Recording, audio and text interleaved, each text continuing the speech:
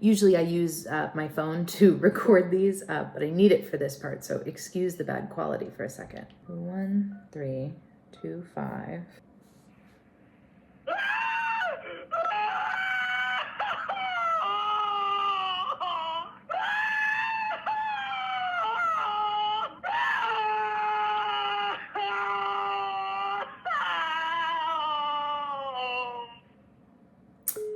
So that doesn't bode well.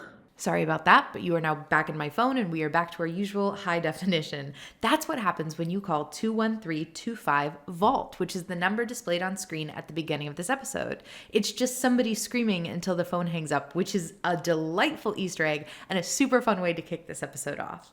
This episode is episode 6, The Trap. And as usual, if you've watched farther than that, just don't put any spoilers in the comments. This episode opens with Cooper's advertisement for Vault-Tec. He's in the demo Vault 4, and he's advertising life in the vault. We find out that his wife works for Vault-Tec. I think technically we knew that before, but I just thought she worked on the movie set, but she works for Vault-Tec. We also meet Bud Askins, which sounds like a pun waiting to happen, but I just couldn't nail one down. Like, who's that? Who's Askin? It's Bud Askin. It's harder than it looks, I guess, so I don't blame them. But Bud is just terrible, and that's clear right off the bat. And Cooper is calling him out. He's like, you worked for that security contractor. You designed the power armor that we used when I was in service. It was terrible. Like, you're responsible. You are responsible for the flaws in your product, and the flaws in your product cost the lives of good men and women. So I am holding you responsible, which of course is foreshadowing the fact that Vault-Tec did evils, and Coop is now associated with Vault-Tec. And if that's the moral standard you live by, you're responsible for the flaws in your product. You're responsible for the impact of the things you advertise and the things you do and choose to associate yourself with. Then he is in a whole heap of trouble by associating himself with Vault-Tec. We cut to the wrap party at his house, and his house is gorgeous. Like, I kind of forgot that back in episode 1, we opened on a lovely house that wasn't his house. It was the kid's birthday party that he was performing at. And I have to pause and ask myself, how did he fall so quickly and so fast from living his glamorous lifestyle to performing at kids' birthday parties? Matt Berry is in the house in person. Gosh, he's such a delight. And it makes me a little bit sad thinking about how he ended up just being the voice of Mr. Handy's, because obviously Coop, 200 years later, which is the present for the show, Coop has run into that voice like a million times, and I didn't realize that he knew the voice actor. That must be pretty weird. That must be pretty hard to keep coming across your dead friend's voice in a robot. They discuss advertising, they discuss the future of Hollywood, and Matt Berry's character says something like, you're a product, I'm a product, the end of the world is a product. And it hits me just how wrong it is that he's advertising for Vault-Tec at all. I understand that at this point, Coop really believes in Vault-Tec. He really believes in the mission that they're doing. But if I, as a consumer, as a person in the world, saw somebody advertise for something like that, I would be horrified. Quick context on me. I have only been on YouTube for a few months, but I've been on Instagram and TikTok for a lot longer than that. And especially with the rise of TikTok Shop, I get a lot of emails from companies and campaigns and brands that want to send you free product in exchange for being in a video, who want to pay you to have their products featured in your video. And I've always felt a little weird about that. It always feels a little disingenuous to use my platform to sell things that I don't believe in or use myself. That just feels wrong. And so I have very strong opinions on advertising. And when I think about what kind of brand, if any, would I associate with? Would I be willing to put my name on? And a company like Vault-Tec that is monetizing the end of the world, that feels really wrong. And I understand, we're looking at this from Coop's point of view. We have a lot of sympathy for him because we can see why he's making these choices. We understand that he thinks that Vault-Tec is really doing a good thing. And I understand why he's being ostracized for doing ads from a company that's monetizing the deaths of potentially billions of people. That's really messed up. The show bounces around a bit from Coop to Lucy, and We're just going to focus on Coop for this segment, and then we'll come back to Lucy and Max and what they're doing in the vault they ended up in. After the launch party, Coop and his wife are in their hot tub. They're talking about, their future. They're talking about capitalism. They're talking about potentially quitting both their jobs and going to a ranch. And his wife is very against that. His wife is getting a little defensive about Coop's criticism of Vault-Tec. She points out Vault-Tec is going to exist with or without her. Like, she's working for them, but that doesn't make her a bad person because she needs this job. And that is such an interesting point and such an interesting question. Is it ethical to work for a non-ethical company under capitalism? Because again, with ads are a part of capitalism. Earning money is a part of capitalism. We live in a capitalistic society, so we need jobs to survive in that society. At what point is it no longer ethical for you to work with a company whose mission you don't agree with? Or is there never a point? Because under capitalism, we all have to have jobs to afford to live and have a place to live and eat. It's clear, though, that she knows a lot more than she's letting on. She makes a comment like she can get them a spot in one of the good vaults. She knows not only is Vault-Tec unethical because they're profiting off of the end of the world, but she knows about the experiments that are about to happen. She knows that there are going to be good vaults for a very, very elite select few, and there are going to be bad vaults for the majority of people that pay for this, which is a lot worse than just being a bystander here. She knows what Vault-Tec is doing. She makes a comment a little bit later about how the loss of their dog is going to be really hard on their daughter, Janie, because to go into the vaults, dogs aren't allowed. For her to say that, she has to know, she has to be confident that war is happening before the end of that dog's natural lifespan. So like within the next few years, she knows what's happening. There are a lot of interesting theories in the Fallout games that Vault-Tec not only knew when the war was coming, but may have actually been the ones to drop the bomb.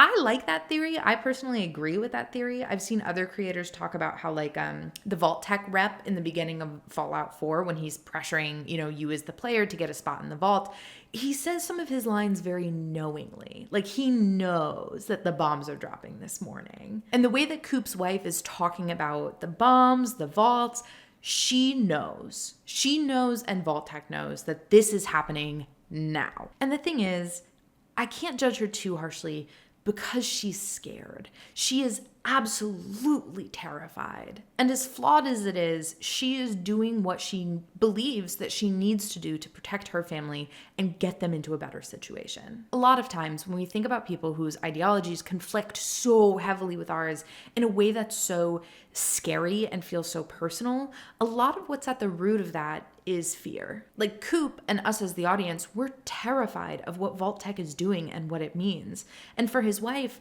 she's terrified of what's going to happen otherwise. Coop and his friend Charlie have a conversation about Vault-Tec, which kind of confirms that Vault-Tec is the one behind all of this.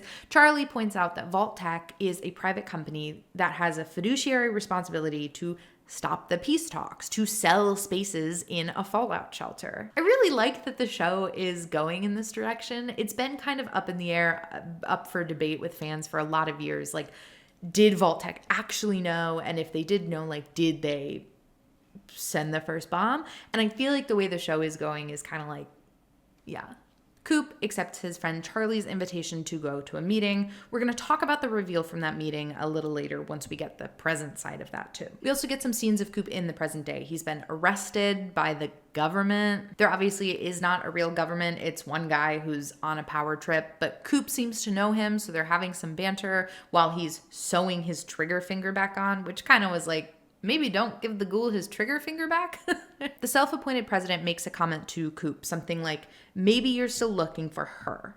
And I think the her in this situation, I think it has to be his wife. It could be either his wife or his daughter. I don't think it's his daughter because Coop was with his daughter Janie when the bombs dropped. We saw that back in episode 1. So whatever happened to Janie, he was there for it. He knows. But because he and his wife were separated when the bombs dropped, it's possible that she made it to that overseer vault. It's possible that she in some way, or maybe has left something that has survived the last 200 years. I think the implication is that Coop is still looking for some trace of his wife. Coop continues to rile up these guys. He takes credit for what happened in the Super Duper Mart, which he's lying, but whatever. And he takes credit for all the people he hurt in Philly. I can't tell why he's doing this. It seems like he wants to get shot. And I start to wonder, like, does he want to die? I think maybe he does. And if not that far, he is at least so numb that he wants to have a little bit of fun with these guys. Like, see how many people he can break or manipulate or trick into doing things. Like, he's messing with them. The last bit of his scene in this government is seeing the wanted poster for Moldaver. And again, we're going to talk about all the Moldaver stuff at the end. But I do want to say, I was disappointed by these scenes with the government. You know how badly I want world building. I want the Minutemen. I want the wasteland rebuilt. And so finally getting some semblance of like, ooh, a government that has cropped up again in the wasteland, and just having it be 3 guys with guns on a power trip, like, that's disappointing. But that's it for Coop, so let's come back to Max and Lucy, who, remember, at the end of episode 5, they had fallen down through this intake chute in Hawthorne Medical Laboratories, and they wake up in a vault, which turns out to be the demo vault from the ad that Coop did at the very beginning of the episode. I'm shocked to see that the doctors are actually providing good medical care. It gives me a lot of trust that they are trying to repair Max and Lucy. Though, to be fair, so did Snip Snip, and then things didn't really go that well, so I'll take it with a grain of salt. I had worried that the window they were behind was like an observation window, but it seems to be like a isolation/quarantine. We know that they're in this room called test subjects, but we also know that that sign has been up since the beginning of the vault because we saw that in Coop's ad. So to be honest, I'm not that worried about it. Lucy propositions Max, and we find out quickly that he is very inexperienced, which I thought was cute. Max is very not trusting of the vault, whereas Lucy is like immediately trusting. She's like, this is a vault. All vaults are good. I love this place. And Max is like, this is a cult. Like, I don't trust this. I don't like this. They meet the overseer, who is a cyclops. He has one eye directly the center of his face. And as they're kind of looking around, they realize that other people have some visual differences too. The doctor that was treating them earlier has a nose in the middle of his head. The dialogue, though, that the overseer has is hilarious. And this is what I mean when I say, like, I want world building. I want to know that it's been 200 years since we've last been a part of this society. And the joke that the overseer makes when he's listing all the intake rules, and he's like, if you're unfamiliar with bathrooms, asking is less embarrassing than getting it wrong.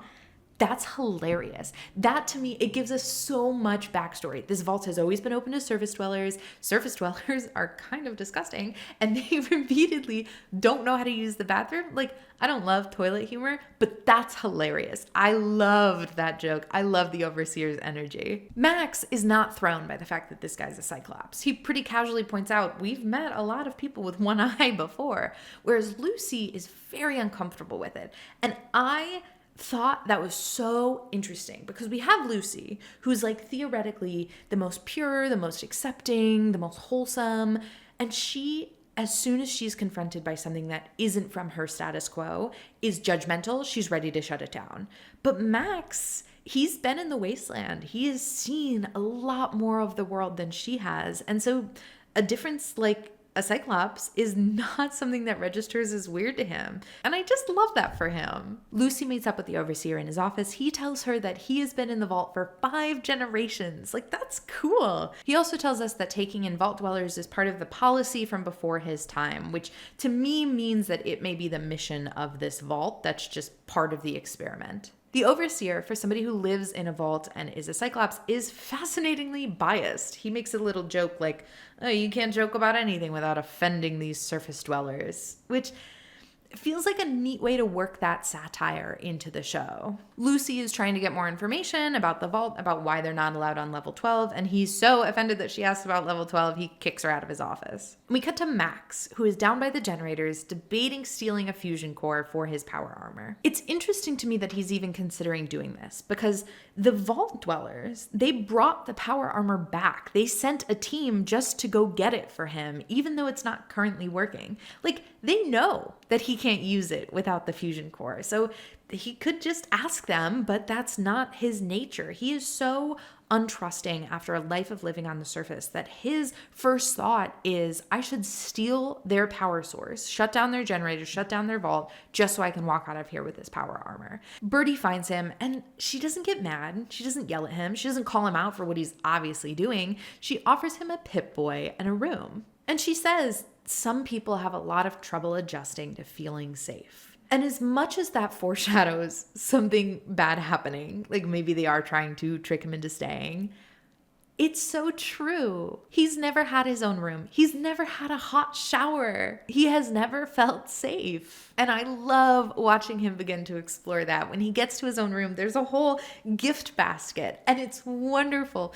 There are so many Vault-Tec products in the basket. It's just a joy. And seeing him put on a fuzzy robe, put on slippers, have a shower, have a snack. I love it. I love it so much. I think back to like when he was on latrine duty in the first episode and how gross that was. Like, he's got safe shelter for the first time, and it's just so fun to watch him enjoying that and watching a video of a waterfall. Like, yay for Max. In the meantime, Lucy is exploring the vault. We find her walking through this classroom, and the classroom has a bunch of history on Shady Sands, which is interesting because remember, in Lucy's vault, their only history was like USA was founded, cut to, bombs, no information since then. We're just waiting to restart society. And seeing this classroom of all these things about Shady Sands and all this history that is like valid history, it's a civilization that happened, is really making her pause. And I think what's happening in that moment is she is realizing that Shady Sands, whether she likes it or not, whether she believes it or not, whether it, lines up with her idea of Reclamation Day or not, it was a society. And these people, even though their vault functions differently than hers did, is a valid society, and their history is valid, and their classroom is valid. Like, that's new for her. I also want to call out, from the history of Shady Sands that is on the chalkboard, we get some very specific dates. And remember, at the end of my last episode review, I was trying to piece together the dates, and I didn't know what year the bombs had dropped on Shady Sands.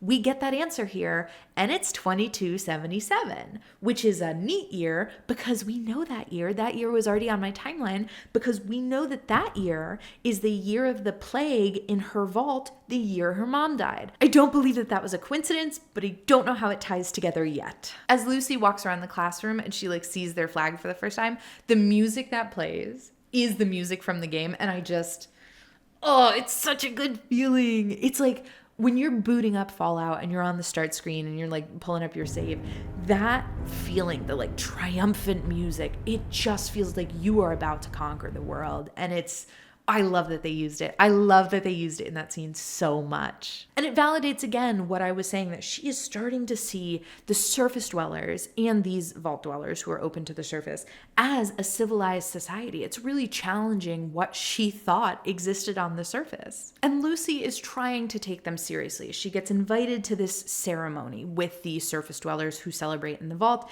And you can tell she's hesitant, but she's really trying. She's had some of her views challenged. She is trying to give them the benefit of the doubt. She starts to get a little more uncomfortable when these people start taking off their clothes, and the music is really tense. We're supposed to be as uncomfortable as she is. This is getting a little weird. They start chanting, "Flame Mother, we remember. To bring back Shady Sands, blood must spill." And they start drinking blood and rubbing ashes on themselves. And Lucy is horrified. This is not the civilized society that she thought it was. It is very different. It is very cult-like. Something is wrong here. She starts to panic. Here's the thing. I don't think it's that bad. I want to preface this next thing with the fact that I was raised Christian. We went to church every Sunday. I was very much a part of the church, and then stopped going to church, decided that wasn't for me. I do not identify as a Christian anymore. And I just want to say that so you know that when I talk about Christianity, I am talking about my own experience with the religion I was in. I am not criticizing anybody else's religion. Cool. Because my first thought when I was watching that, them drinking the blood and putting ashes on their forehead, was, that's just Christianity. Like, granted, not the nudity part, but absolutely, like Ash Wednesday, going to a service where they put ashes on your forehead. That's a thing that I have done in services before in a church. And yes, to anybody who has never done that before, it is super weird. But to be raised in the church and grow up doing that every year, it doesn't feel that weird. Same with the blood. Honestly, I know that Lucy thinks they might be drinking real blood, but there's just no way that they've saved human blood in that condition for the past 20 years. It's likely something like corn syrup that they're just using as part of this religious ceremony. That is a thing that Christianity does. I've taken communion in church before. They give you wine or grape juice and they tell you it is the blood of their Savior, but it's not really. And again, I am sure that that looks so weird and so scary to somebody who's never heard of it before. But when you grow up with those things and they're a part of your culture, they don't feel that weird. So I understand that Lucy is having a bit of a freak out.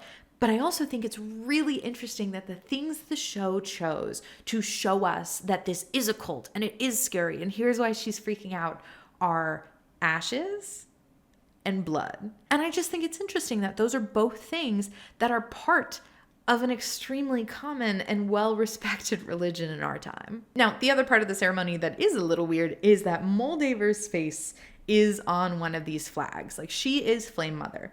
And I have no idea how that fits into all this yet. But again, we're going to talk about Moldaver at the end. Lucy tries to convince Max of everything she's seeing and how bad it is. And he's just not really buying it. He's chill. He's had an aphrodisiac for the first time and he's vibing with it. He sees these vault dwellers the same way he did her at first. Like, they're weird, but they're nice. Like, that's it. And I kind of think he's right here. Lucy, of course, decides to go to the forbidden level 12. She's surrounded by these like tanks. In one of them, we see a gulper, and she finds a video of, I don't know, a woman who's like giving birth to these things that maybe eat her. I'm like not clear on what's going on, and I don't think we're supposed to be, but it does make me wonder, because when we saw the gulpers, I said in my review of that episode, they look weirdly human. Like the arms when it's coming out of the water and the fingers, like it has some human DNA in it. And so I start to wonder, are gulpers being bioengineered in labs? Like, we know that death claws and super mutants, those didn't just pop up. Those were engineered by people. So like, were gulpers engineered here? Lucy gets caught in this lab, and the scientist who's running after her, he takes like a harpoon from the wall. And the harpoon, on it, it says specimen control unit, something like that. And I think he's thinking that like a gulper has escaped. Like, I don't think he necessarily knows he's chasing a human. I think his mind goes to containment breach, like a gulper has gotten out, which I still think is bad, granted. But I don't know, I'm feeling pretty defensive of this vault. And that's kind of all summed up here at the end when Lucy says, you know, they're crazy. This vault is crazy. Bertie is very calm. And she's like, yeah, well, I'm sure if we came to your home, we'd say the same thing. And I think that's so fascinating because, yeah, Lucy's vault is kind of really weird too. Like, she was hooking up with her cousin for a long time. Like, that's pretty icky. And the things that have upset Lucy the most about this vault are like a religious ceremony that really didn't seem that weird. Yes, the lab with the bioengineered gulper things, probably not great. But as far as Vault-Tec experiment vaults go, this one seems pretty okay. I really didn't think that my review of this episode was going to be defending one of the vaults. But I think that's where I ended up, because so much of this show so far has been about civilization. Like, what is civilization? And do the surface dwellers count or only the vault dwellers count? Does civilization have to look civilized to you to be a real civilization? And I think the answer is no. Like, civilization isn't necessarily civilized by your definition of it. So I'm really excited to see where we go next. I promised we would talk about the Moldaver stuff, so here we go.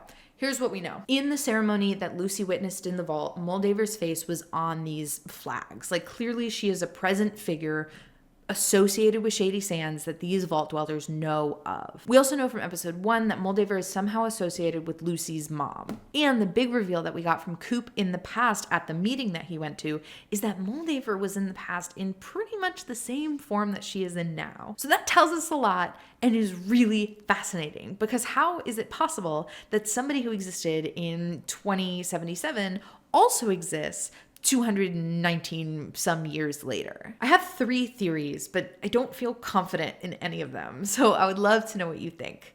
Theory 1 is a cryopod. We saw a cryopod in this episode on the secret level 12. There are people in cryopods. We know they exist in universe. We also know that from Fallout 4. The entire premise is that the sole survivor sleeps in a cryopod for 200 years and then comes out unscathed. So it is possible that Moldaver somehow got into a cryopod and then lasted 200 years in that, came out around Shady Sands time, and is now active in the wasteland. I think that theory is really promising, especially since they made a point to show us a woman in a cryopod in this episode. Theory 2 is that she's got some kind of cybernetics going on, like something that has expanded her life. Again, in Fallout 4, we know of Kellogg, who got some implants, some upgrades, and was able to live a significantly longer than normal lifespan. So I don't know if that would account for 200 years, but we know that there's tech in this universe, in the show, that we haven't really uncovered yet. The head from the scientist in the Enclave, when he injected that thing behind his ear, we don't know what it is, but if cybernetics exist and that thing exists, maybe that is some kind of anti-aging cybernetic? Theory 3 is my weakest theory, and it's that she is somehow also a ghoul. I don't know. That's what got Coop to last the last 200 years. And honestly, he looks a lot more human than any of the ghouls we've seen in the games. I don't know if that's because of the radiated medication that he's taking that we don't see in the games. But if you were ghoulified like Coop is, but you took better care of yourself, like he's lost the tip of his nose, but he also lost his finger and he was able to sew it back on and it regained movement. So maybe if you're a ghoul but you take really good care of yourself, like maybe you last 200 years. It's not a great theory. As I'm saying this, I think my 4th theory is that it's not actually the same version of her, but maybe like a cloned version of her. Like maybe there's a bunch of her and they've been like cloned and they're waiting in like vats to come out at various years. I don't know. I would love to know what you think, how Moldaver was present in 2077 and also in present day.